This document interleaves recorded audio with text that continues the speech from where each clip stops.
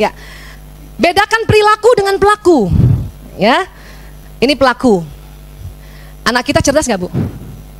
Cerdas. Ya, saya belum lihat buktinya, Bu Aisyah. Nggak usah lihat bukti. Ngomong aja dulu. Anak ibu jujur. Tapi kenapa dia berbohong? Mungkin ibu suka lupa bilang, kamu bohong ya? Kamu bohong ya? Kamu bohong ya? Padahal sesungguhnya anak-anak tuh pada saat itu sedang tidak berbohong. Dia sedang negosiasi. Ya, Bun, aku pulang cepat. Ya, kenapa? Nggak tahu aku pulang cepat. Guru-guru sedang rapat. Kamu bohong ya? Ah, hati-hati. Kamu bohong ya? Belum apa-apa, kamu bohong ya? Padahal tuh anak emang benar. Lama-lama anak males. Kamu bohong ya? Apa dia bilang? Iya. Kenapa? Udah males. Kenapa bilang enggak juga? Pasti kamu bohong. Ya. Kamu bohong ya? Enggak, Bunda. Ah, pasti bohong. Ah. Supaya susah daripada susah bilang iya aja. Kita yang kapok-kapok. Hah? Dia benar bohong. Oh. Jadi kita sering melabel. Padahal anak kita cerdas. Anak kita soleh nggak, Bu? Soleh. Orang ibunya soleha begini. Mau datang ke sini aja tuh tanda-tanda kesolehan. Iya. Ya. Anak kita jujur nggak, Bu? Jujur, orang ibu jujur. Makanya kalau anak kita bilang, Bunda, aku nggak suka sama Bunda, itu jujur. Kita dulu mah jujur karena pola asuh kolonial nggak bisa. Tentara Indonesia atau orang-orang Indonesia mana boleh sama Belanda jujur, mana boleh. Makanya pola asuh orang tua kita sama kita juga gitu. Kita mau bilang nggak suka sama ayah kita diem aja. Karena generasi tertutup. Sekarang kalau ada anak kita jujur, Bun, bajunya jelek tuh, Bun. Ya Allah, jujur banget. Karena itu generasi jujur. Ya, Bun. Karena ibu jujur. Cuman dulu terpendam. Ya. Nah, namun karena hilaf, lupa, penasaran, coba-coba, terpengaruh teman, maka suatu kali, sehingga suatu kali ya tidak mengerjakan PR, ambil uang ibu tanpa izin, baca komik jorok, simpan foto artis, berbohong, berkelahi, melawan, ya. Ini perilaku. Ini yang perlu ditegur. Anak kita tetap ini pelakunya. Pelaku tetap baik sampai kapanpun, dihargai dan dipuji. Ya, Bu? Makanya kalau kita bilang kamu pembohong, berarti kita merusak pelaku. Tapi kalau perilaku, nak, kayaknya kamu bohong sama Bunda. Itu menegur perilaku. Kamu pembohong, itu kita ya ngancurin pelaku. Itu di belakang ada adik saya ya. Ya, kamu ya pemalas. Ya. Nah, itu kita singgung pelakunya itu. Padahal itu anak kita ini. Suatu kali anak-anak yang ngerjain PR boleh nggak, Bu? Orang capek. Pulang sekolah jam 4, suruh bimbel lagi. Habis itu nanti habis maghrib bimbel lagi. Sampai rumah jam 9, ada PR, udah begini.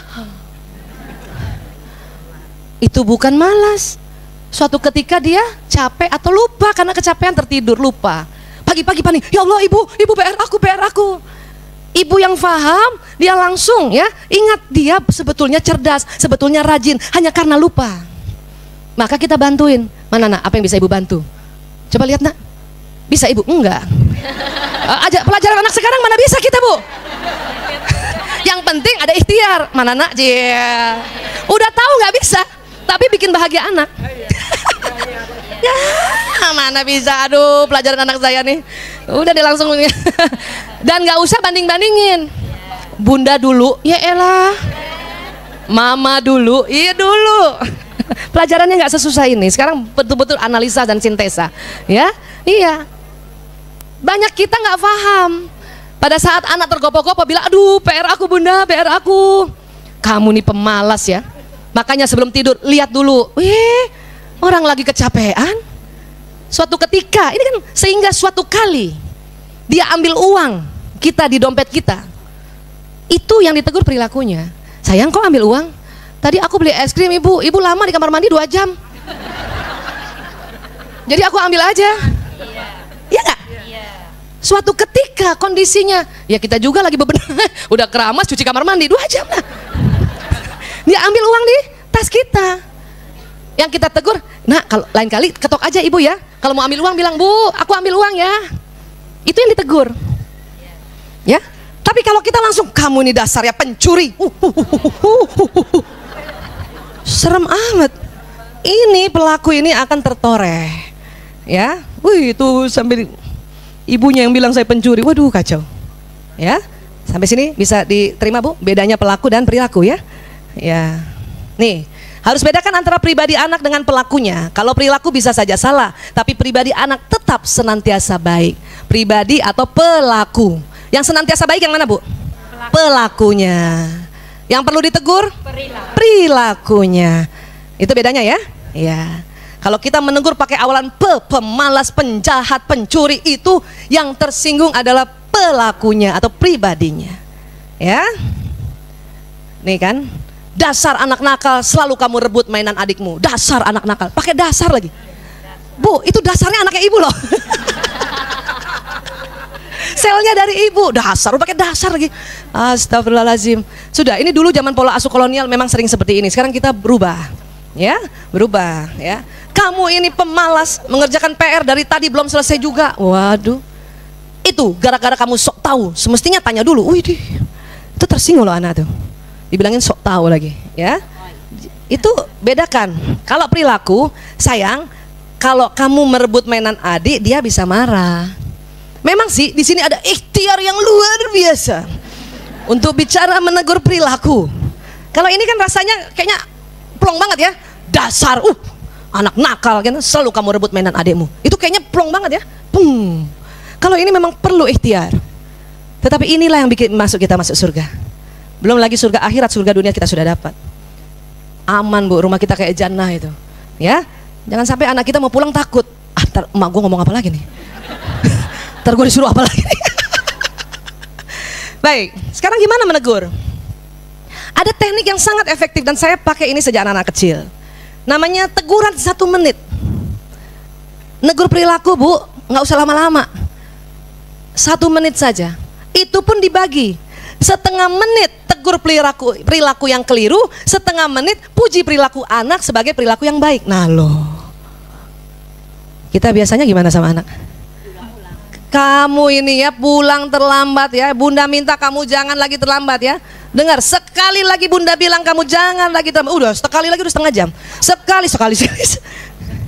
Sekali berkali-kali. Itu nanti memori di otak anak akan terekam sehingga anak ya dapat label. Sebetulnya dia cerdas, tapi kita bilang selalu kamu ya pemalas, jadi pemalas betul. Nah, terekam di kepala. Walaupun hari ini ibu tidak bilangin lagi dia pemalas, tapi sudah terekam. Dia jalan terus. Rekaman di otak jalan terus lewat sistem saraf. Kalimat itu kita sampaikan pada anak usia 3 tahun, apalagi. Itu lagi golden period itu. Perkembangan otak dia nangkapnya. Kata ibunya, saya udah nggak pernah bilangin dia pemalas, kenapa dia pemalas? Rupanya omongan kita yang pertama itu sangat membekas. Itulah makanya kita minta yang ada ya, yang kita lakukan 4 tadi. Maafkan diri, ya, minta ampun, maafkan anak itu, dan juga kita minta maaf. 3 bisa, 1 agak berat. Tapi daripada anak kita memorinya tidak terhapus, ya, bahaya. Bisa hilang Bu Aisyah memori yang lalu? Enggak. Tapi bisa menipis. Paling anak kita jadinya gini, oh dulu ibu saya bilangin saya pemalas. Jadi dia tahu. Oh setelah dia belajar jadi baik. Itu menjadi pembelajaran. Tidak bakal hilang. Semua memori nggak bakal hilang Bu. Ibu pernah hilang nggak memori ibu-ibu? Maaf, satu ketika pernah, maaf zaman dulu kan dicubit ibunya. Masih ingat Bu? Nggak bisa hilang kan? Tapi ibu mau memaafkan kan? Karena ibu tahu, oh saya maafkan ibuku. Kenapa? Kolonial, ya.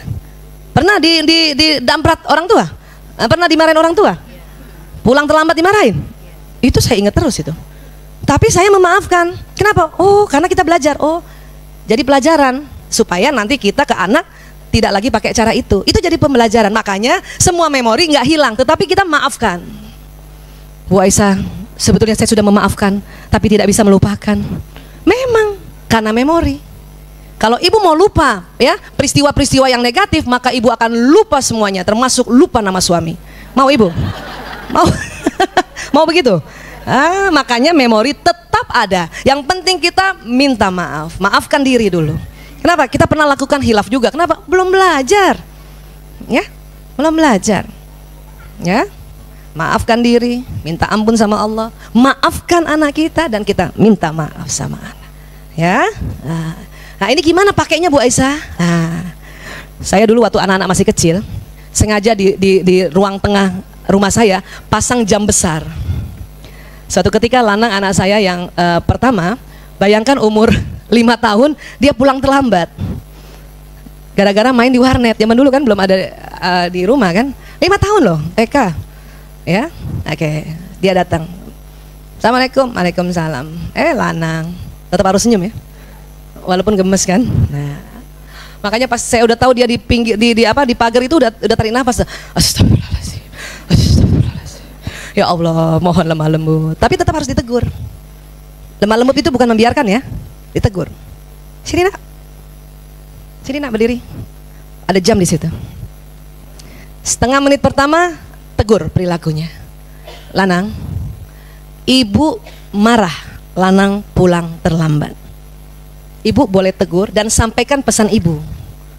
Kalimatnya ibu marah. Yang marah siapa? Ibu. Kalau dia mah nggak marah, dia seneng.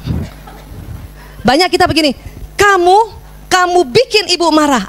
Itu yang keliru. Itu orang tersinggung itu. Ya, Lanang, ibu marah karena kamu terlambat. Harusnya kamu nggak terlambat dong. Harusnya kan TK pulang jam 10. Ini kenapa jam 3 siang baru pulang? TK kan 5 tahun. Bayangin Bu, anak saya aja TK udah split. Ya, kan itu ditegur. Ya, dan kamu juga nggak bilang sama ibu. Nah, itu cuma setengah menit. Bayangkan tuh. Saya lihat tuh setengah menit. Masih mau ngomong udah setengah menit. Dan pada saat menegur setengah menit, kalau ibu marah, ibu boleh ekspresikan. Ya, waktu masih kecil saya nggak pakai ekspresi. Kalau udah besar waktu SMP, Lanang, pakai gerobak meja loh. Ibu nggak suka Lanang pulang terlambat. Tapi itu setengah menit tuh, ya. Apalagi Lanang nggak bilang sama ibu. Kamu tahu kan? Ibu jadi takut. Wah, setengah menit. Habis itu nggak boleh marah udah. Dia nggak lihat. Kenapa? Peralihan antara menegur dan kemudian memuji itu susah Bu.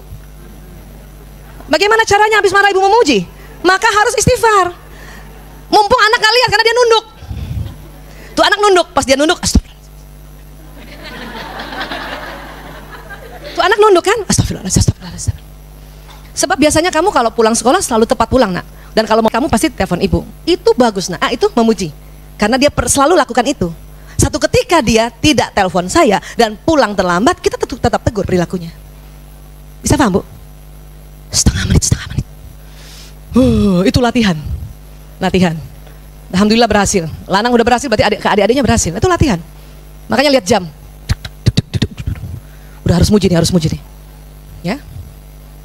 Biasanya kan gitu. Kelamaan 5 menit. Kelamaan. 1 menit aja. Itu efektif sekali. Sehingga dia belajar bahwa kalau saya mau pulang terlambat saya telepon. Ya. Tapi apa dia bilang? Lanang mau bicara apa nak? Kasih waktu bicara. Ibu, tadi aku udah telepon ibu pakai telepon ibunya teman aku. Udah ngomongnya gitu kan, teman aku. Tapi ibu nggak angkat-angkat. Barangkali ibu lagi seminar. Oh iya ya. Karena pas saya lihat, oh iya ada miss call. Cuman nggak tahu ini nomor siapa.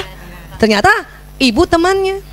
Berarti kan dia sudah melakukan hal yang sesuai prosedur.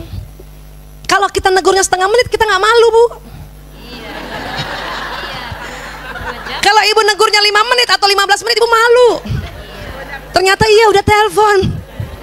Kalau setengah menit nggak malu. Oh astagfirullahaladzim, iya nak, ibu nggak angkat, ibu nggak tahu nak, ibu minta maaf ya. Langsung begitu. Iya Bu. Jadi dia harus tahu hargai pribadi anak ini tetap positif. Karena dia biasanya nelpon. Tapi kenapa pada saat itu menurut saya tidak telepon, padahal sudah telepon. Kasihan kan? Coba kalau nggak dikasih 1 menit ini. Lanang, kenapa kamu terlambat? Selalu terlambat, bikin ibu marah aja. Kamu seperti bapak kamu aja ya. Wih, merembet bawa-bawa bapaknya. Itu bahayanya kalau merepet. Belum lagi selesai kayak bapak kamu aja. Memang dasar orang Jogja selalu terlambat. Wih. Kenapa bawa-bawa Jogja? Sempat anak saya belum pakai teknik ini ya. Anak saya bilang masih kecil tuh ya, belum pakai teknik ini. Ibu, kalau aku terlambat, ibu marah, aku terima. Tapi kalau bapakku orang Jogja, itu salah ibu. Kenapa pilih orang Jogja? Itulah kalau kita menegur tentang kekhilafan anak, tidak dibatasi waktunya, merepet kemana-mana. Nanti bawa-bawa kakeknya lagi nanti. Seperti bapakmu aja memang zaman dulu kakeknya itu nggak perlu semua. Itulah kalau dari kecil tinggalnya di Tanjung Priuk. Kenapa bawa Tanjung Priuk? Paham ya Bu? Makanya kenapa harus dibatasi. Dan anak tersentuh. Kan kita sudah sepakat maunya tersentuh bukan tersinggung kan? Kita udah sepakat dari awal kan? Susah amat ya Bu Aisyah. Emang. Supaya masuk surga. Bu, susah Bu, hadiahnya surga. Kalau gampang, hadiahnya rice cooker. Panci, voucher. Ini tuh susah memang, butuh ikhtiar yang luar biasa karena hadiahnya surga. Ya Bu, mau surga apa rice cooker? Yang udah punya rice cooker surga dong. Ya Bu, ya ini teguran 1 menit, setengah menit apa dulu Bu? Tegur perilakunya setengah menit. Setelah itu setengah menit apa? Puji perilaku yang sebelumnya dia sudah lakukan. Buat anak enggak, buat siapa aja.